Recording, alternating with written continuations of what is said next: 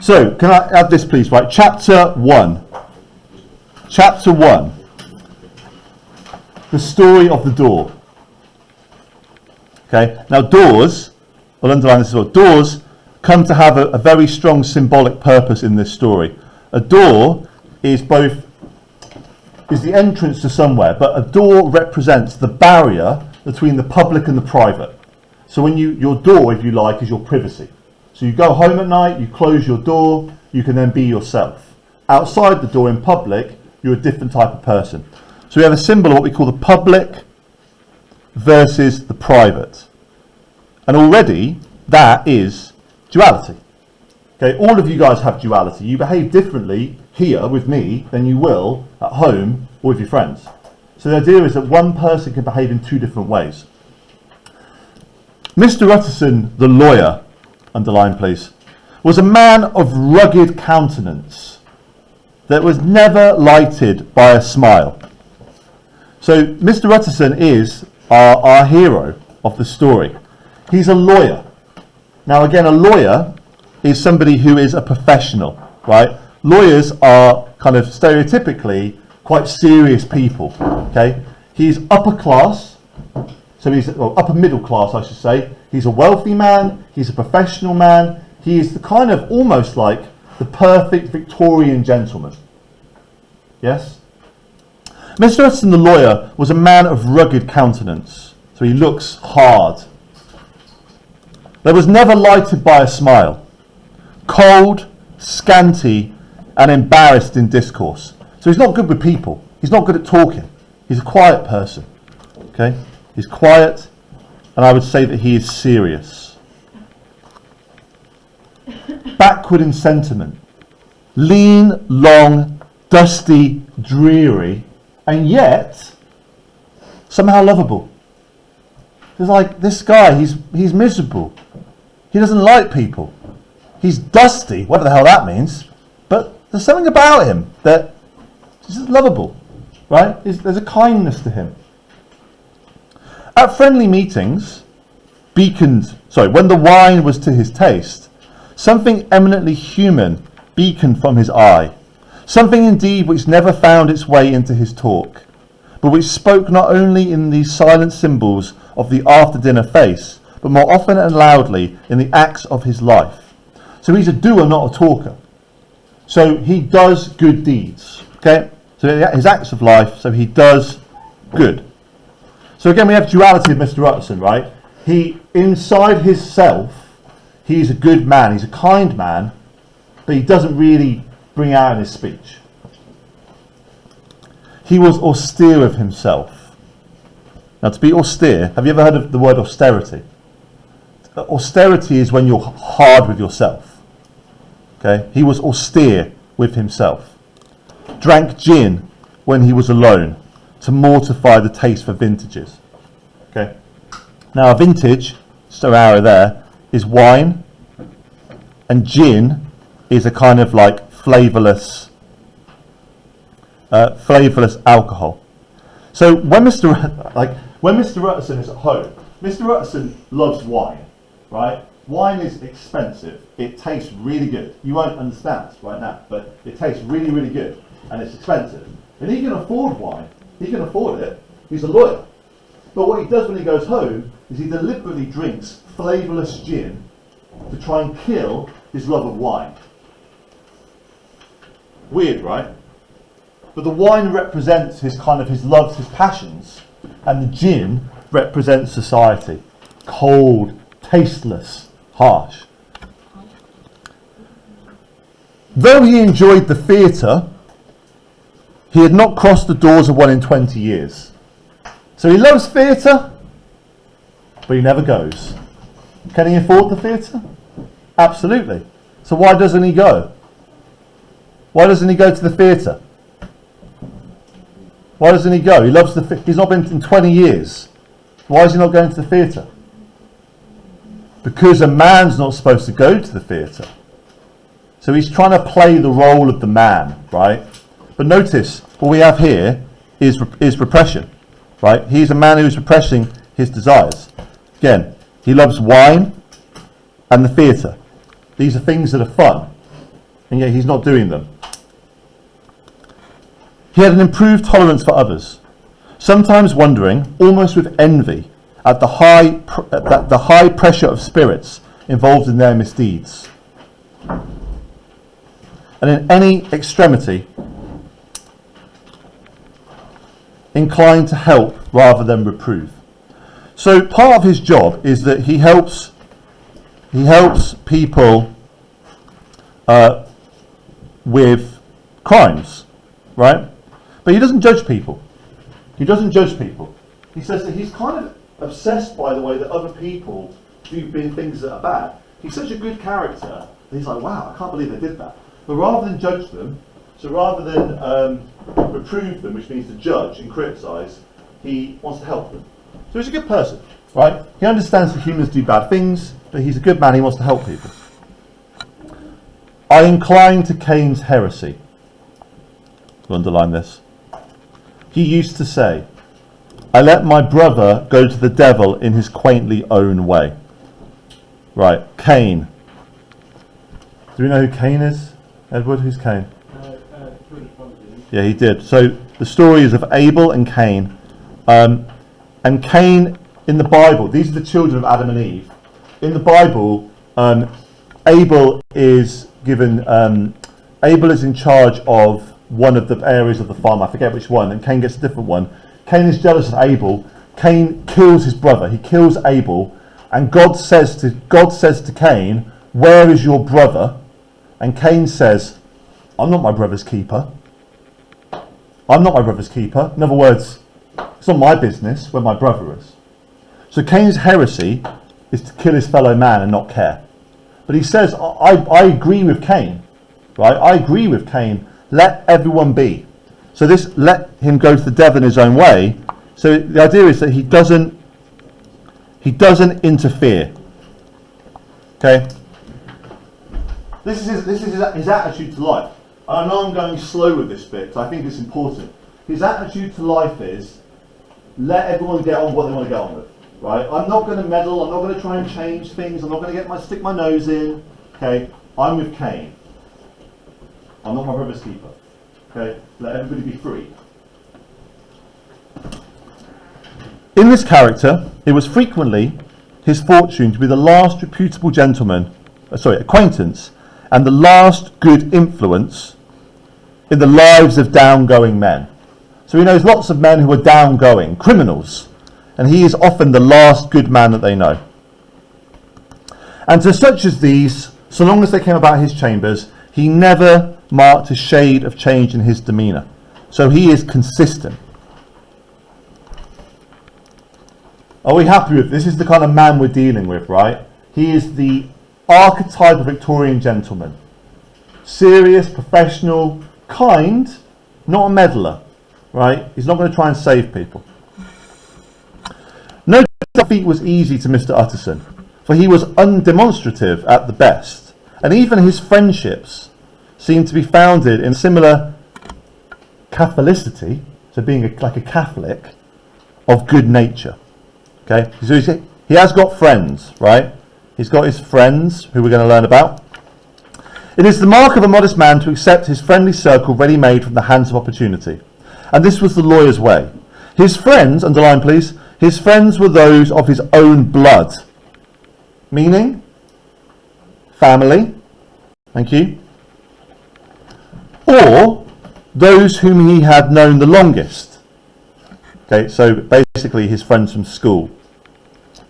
He doesn't make new friends, Mr. Utterson. Right? His friends are old. His family and his old friends. Okay? His affections, like ivy, were the growth of time. Okay, so he's loyal. He's loyal to these people. They implied no aptness in the object. Hence, no doubt, the bond that united him with Mr. Richard Enfield, his distant kinsman, which is a cousin, the well-known man about town. Right, I like this phrase. I'll give you a chance to talk for a second. So, Mr. Enfield is Mr. Utterson's cousin. Okay, so his friends are his family and his old school friends. Mr. Enfield. Mr. Enfield is a well-known man about town. well-known man about town. What do you think that means? I'll give you 10 seconds to talk about it. Well-known man about town.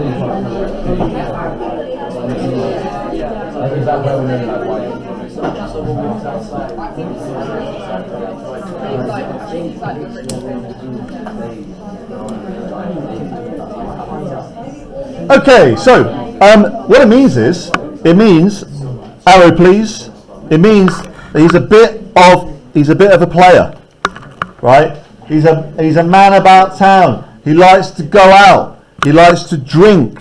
Okay? He likes to party out in London. But of course, because he's a gentleman, it's all rumours, reputation. So he's a well-known man about town. Now what's interesting with Mr. Enfield is that he is almost certainly the opposite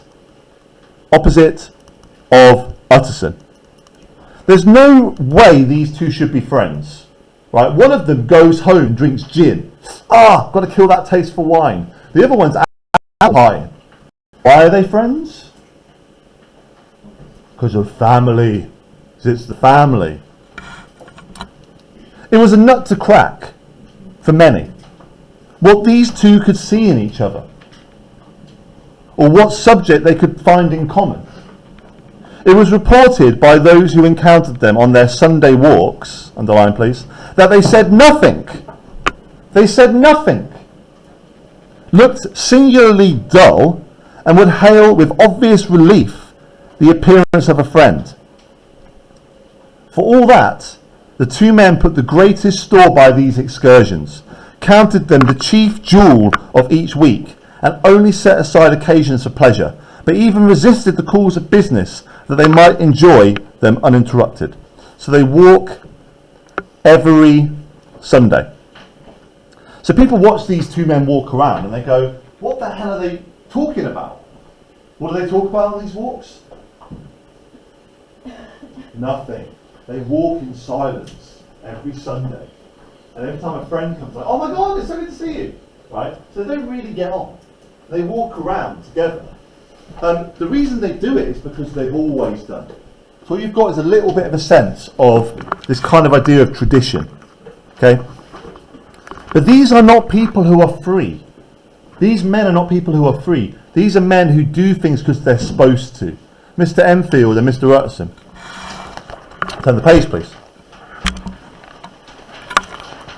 That's your intro, if you like, to the story.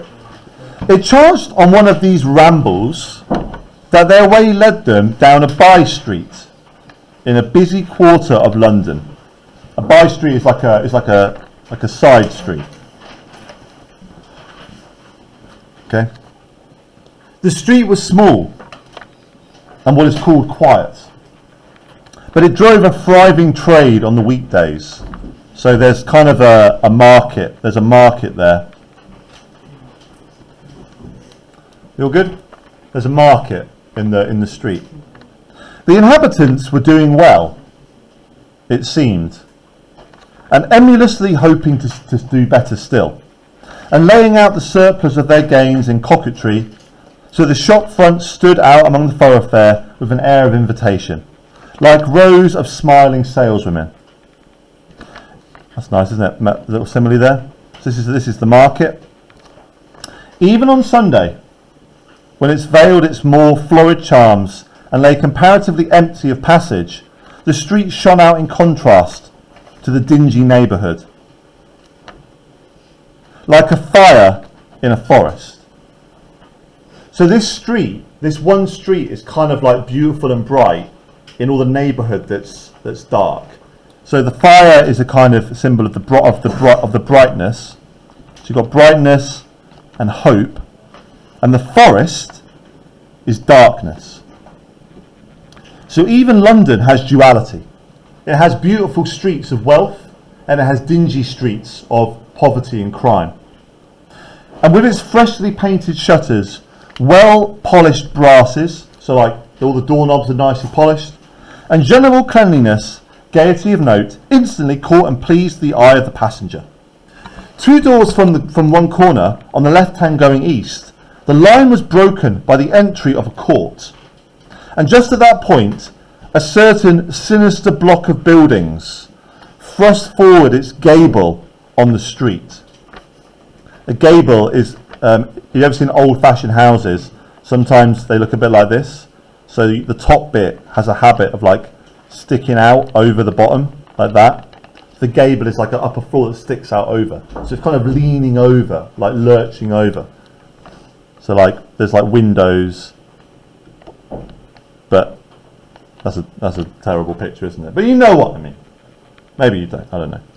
It was 2 stories high, showed no window, no windows, nothing but a door on the lower story, and a blind forehead of discoloured wall on the upper. So this building has no windows. No windows. You can't see in, you can't see out. And bore in every feature the marks of prolonged and sordid negligence. So it has been abused as a building. The door, which was equipped with neither bell nor knocker, was blistered and disdained. So this door has no bell. There's no way of anyone knocking on this door. Tramps slouched in the recess and struck matches on the panels. Children kept shop on the steps. The schoolboy had tried his knife in the mouldings. And for close on a generation, no one had appeared to drive away these random visitors or repair their ravages. Now what you've got here, we just pause for 1 sec. This bit here, this little double section here, is all about the duality of London. Okay? So some parts, these bits, are beautiful, right? Beautiful streets, beautiful shutters on the doors, brass doorknobs, and just down the street you find houses like this. No windows, no doorbell, right? This is a house that is not designed to have visitors. Any guesses what this house might be? Sorry? It could be a drug den, it could be a brothel. But the idea is that just round the corner from all the upstanding beauty of London, you've got these sinister, dark little places. Kids with knives, scratching their names in the door. Mr. Enfield, the lawyer, and the lawyer were on the other side of the by-street when they came up abreast of the entry. The former, Mr. Enfield, lifted his cane and pointed. "Did you ever remark that door?" he asked. And when his companion had replied in the affirmative, "Yes, I've seen that door," "It is connected in my mind," he added, "with a very odd story. The story of the door." "Indeed, indeed," said Mr. Utterson, with a slight change of voice. "And what was that?" "Well, it was this way," returned Mr. Enfield. Right, draw a line, please. Okay, because we are now about to go into here a story. Okay, so he's going to tell us a story. Now, first thing we want to say about stories is this: we have to always question their truthfulness. Okay, is it exaggerated? Is it real? Okay, Mr. Enfield's story. You'll like this. Okay, it was this way, returned Mr. Enfield. I was coming home from some place at the end of the world about 3 o'clock of a black winter morning. So Mr. Enfield is coming home from some place at 3 in the morning, right? So he's been up to something, right? He's probably drunk. He's probably lost a load of money. He's been doing some sort of secret activities, right? You can decide what you think those are, but let's just say people in Victorian London aren't doing charity work at 3 in the morning. Can we agree with that? Okay. 3 in the morning. On my way through a part of town where there was literally nothing to be seen but lamps. Street after street, all the folks asleep. Street after street, all lighted up as if for a procession, and all as empty as a church. Interesting comment there. It suggests that there is that no one's going to church. So people starting to question religion. So at last I got into that state of mind when a man listens and listens and begins to long for the sight of a policeman. So he starts to get scared, right? Because it's creepy. There's nobody around. It's dark. It's quiet. This is your classic horror setting, I guess. Imagine this, right? Smoke, like smog, cold, Victorian London. All at once, I saw two figures. One, a little man who was stumping, interesting word, stumping along eastward at a good walk, and the other, a girl of maybe 8 or 10, who was running as hard as she was able to down the cross street. So a little man, a tiny man, who is stamping along, and an 8-year-old girl, right? 3 in the morning, there's an 8-year-old girl running. And they're coming towards the crossroads, okay? The cross street is like this, okay? So the little girl is running, okay? Here, the girl, and you've got the man, right? What's going to happen? Yeah. Well, sir. The two ran into one another naturally enough at the corner. And then came the horrible part of the thing. For the man trampled calmly over the child's body and left her screaming on the ground. I love this here, right? As a nice little technique.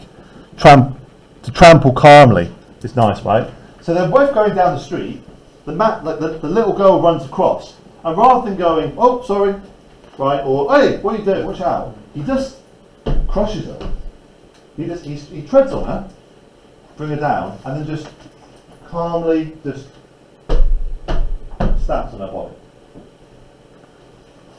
You're looking like, oh, that's normal. You're like, yeah, so what? I've been in Peckham, right? He just crushes her, right? He tramples her calmly, on purpose. It sounds nothing to hear, but it was hellish to see. It wasn't like a man. It wasn't like a man. It was like some damn juggernaut. Okay, a juggernaut is a kind of unstoppable. It's an unstoppable force, right? It wasn't like a man. It was like a monster. Okay, the damn juggernaut. It was like a damn juggernaut. I gave a view. Her took to my heels, collared my gentleman. So he grabbed him by the collar, right? And brought him back to where he was already quite a group about the screaming child. So Mr. Enfield apparently, like this is his story, right? Apparently goes over and says, "You, come with me." Grabs him by the collar, drags him over where there is a crowd, a group around the screaming child. He was perfectly cool and made no resistance, but gave me one look so ugly that it brought out the sweat on me like running. So the man is ugly. He looks at him and his ugliness makes him sweat. Ugh. The people who turned out were the girl's own family, and pretty soon the doctor, for whom she had been sent, put in his appearance. Well, the child was not much the worse, more frightened, according to the Sawbones, which is a name for a doctor, because they used to amputate. That's what they were known for, amputating bones. And there you might have supposed to be an end to it. But there was one curious circumstance. I had taken a loathing to my gentleman at first sight. So had the child's family. which was only natural. But the doctor's case was what struck me. He was the usual cut and dry apothecary, of no particular age and colour, with a strong Edinburgh accent, and about as emotional as a bagpipe. Well, sir, he was like the rest of us. Every time he looked at my prisoner, I saw that Sawbones turn sick and white with desire to kill him. Sorry. So this man, right, the little man, let's put the little man for now. The little man induces feelings of hate. So to look at this man is to hate him. It's like even the doctor, right, who is just a professional person, wants to kill him, hates him. I knew what was in his mind, just as he knew what was in mine. And killing being out of the question, we did the next best. We told the man we could and would make such a scandal out of this, circle please, as should make his name stink from one end of London to the other. So they're going to destroy his reputation. Right, we can't kill him, but we can kill him publicly, right? We can destroy his reputation. We'll tell everybody what he's done. If he had any friends or any credit, we undertook that he should lose them. So friends, credit, by the way, means sort of money or like loans and things. So nobody will lend him money because of this. And all the time, as we were pitching it red hot, we were keeping the women off him as best we could, for they were as wild as harpies. So, do you know what a harpy is? Okay, so a harpy is a Greek monster of vengeance. They are half bird and half woman. So they're saying to this guy, we're going to destroy your reputation. You'll never, ever, ever walk the streets of London again as a free man. And the women are like, ah, ah, like these like bird, ah, trying to like kill him, right? So they're holding off the women, right? The women are like, ah. So it's chaos, right? It's chaos. But this guy is able to turn even the calmest of people crazy. I never saw a circle of such hateful faces. Hateful faces. And there was the man in the middle. I could see that. Yeah? And there was the man in the middle, with a kind of black, sneering coolness. Sneering's like this. I don't care. Right? Black, sneering coolness. Frightened too, I could see that. But carrying it off, sir, really like Satan. This is like a devil. If you choose to make capital out of this accident, said he, I am naturally helpless. No gentleman but wishes to avoid a scene, says he. Name your figure. Meaning? Name your figure. He says, I don't want to make... He says, if you want to exploit this to ruin me, I don't want that to happen. Name your figure.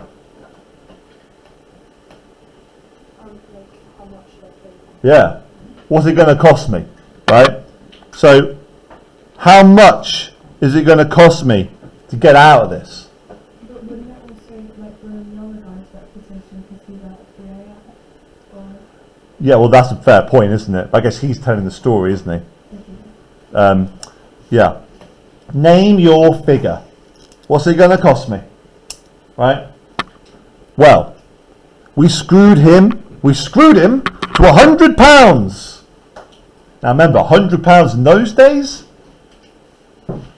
That's, I don't know how much that is, but it's 20 grand? It's a lot of money, right? So it's a lot. Okay? And yet, this guy can pay it. For the child's family. For the family. He would have clearly liked to stick out, But there was something about the lot of us that meant mischief. And at last, page please, at last he struck.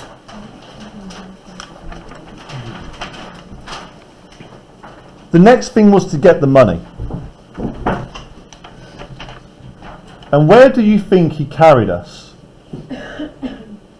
But to that place with the door. So, he lives in the weird house. Okay, so the house with no windows, the house with no doors. That's where this guy lives. So they get the money off him. He takes them to this weird house. Whipped out a key, went in, and presently came back with the matter of £10 in gold and a cheque for the balance on Coutts. Now Coutts is a private bank. Okay, it still exists. It's a private bank for the rich. So this weird little man that everyone hates has £10 of solid gold in his house and a cheque for the other 90. Drawn payable to bearer and signed with a name that I can't mention. Okay, underline this bit please. Signed with a name that I can't mention. So this is a bit blurry, but the cheque is signed by someone different. But Mr. Enfield won't say the name of the person. Why? It was signed by a name of somebody else, but I won't tell you what the name was. Someone that could destroy his image. Very good. Very good, right? Because it's about, can't mention here, it's because of the reputation again, right? Now remember, to be even associated with somebody of sort of criminal class would be to destroy your reputation. Though it's one of the points of my story. But it was a name, at least, very well known and often printed. So it is a famous person. The figure was stiff, but the signature was good for more than that, if it was only genuine. So is it a fake signature or a real signature? I took the liberty of pointing out to my gentleman the whole business looked apocryphal, and that a man does not in real life walk into a cellar door at 4 a.m. and come out of it with another man's cheque for close to £100. So he says this is criminal, right? This is criminal. Doesn't make any sense. Set your mind at rest, says he. I will stay with you till the bank opens and cash the cheque myself. So we set off. The doctor, the child's father, and our friend and myself, and passed the rest of the night in my chambers. The next day, when we had breakfast, went in a body to the bank. I gave the cheque myself, and I said I had every reason to believe it was a forgery. Not a bit of it. The cheque was genuine.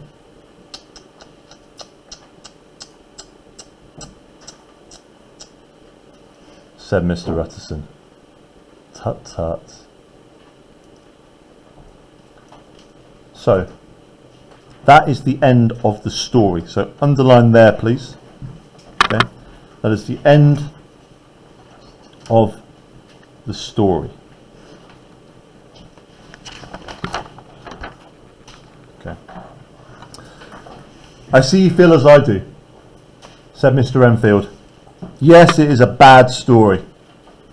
For my man was a fellow that nobody could have to do with. Sorry, yeah, of course. For my man was a fellow that nobody could have to do with.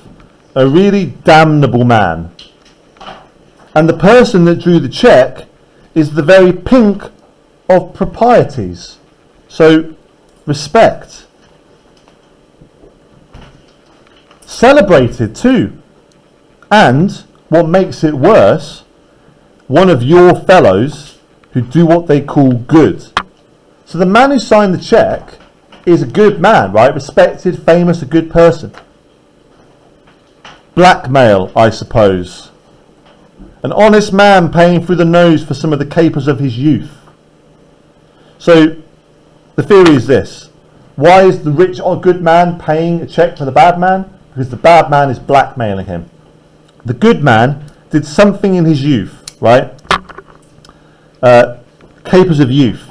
So maybe he did a crime when he was young that the man's found out about and he's blackmailing him not to expose it. Blackmail House is what I call that place with the door. In consequence, though even that, you know, is far from explaining all, he added, and with the words, fell into a vein of musing. Then this he was recalled by Mr. Utterson, asking rather suddenly, and you don't know if the drawer of the cheque lives there? A likely place, isn't it? Returned Mr. Enfield. But I happen to have noted his address. He lives in some square or other. And you never asked about the place with the door, said Mr. Utterson.